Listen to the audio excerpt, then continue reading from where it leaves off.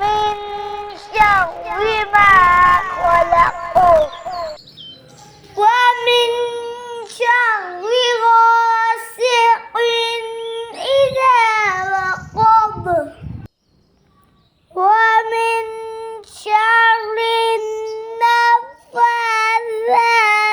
في العقد